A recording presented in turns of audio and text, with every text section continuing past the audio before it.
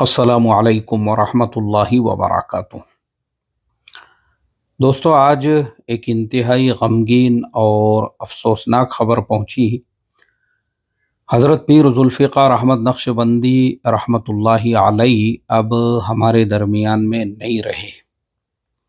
ہزاروں سال نرگس اپنی بے نوری پہ روتی ہے، بڑی مشکل سے ہوتا ہے چمن میں دیدہ ور پیدا۔ ایسے اللہ والے جن کی مجلس سے مردہ دلوں کو زندگی ملتی تھی، ایسے اللہ والے جن کی باتوں کو سن کر ہزاروں ایسے لوگ ہیں جو اسٹریس ڈپریشن کا شکار ہو چکے تھے، اللہ تبارک و تعالی نے ان میں نئی امیدیں جگا دی، نئی امیدیں پیدا کر دی۔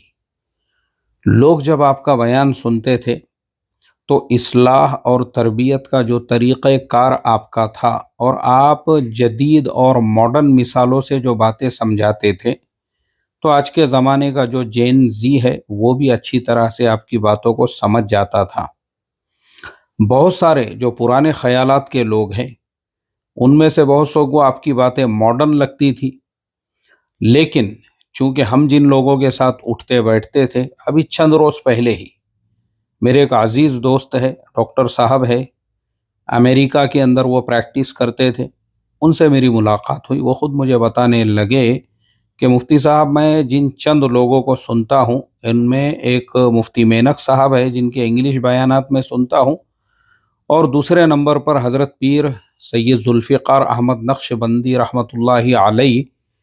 وہ میرے سے کہنے بھی لگے کہ آج کے زمانے کے جو جدید واعظ اور خطیب ہے، وہ ایسی مثالوں سے باتیں کیوں نہیں سمجھاتے ہوں گے جیسی مثالوں سے حضرت پیر ذوالفقار احمد نقشبندی رحمۃ اللہ علیہ اپنی بات کو سمجھاتے ہیں۔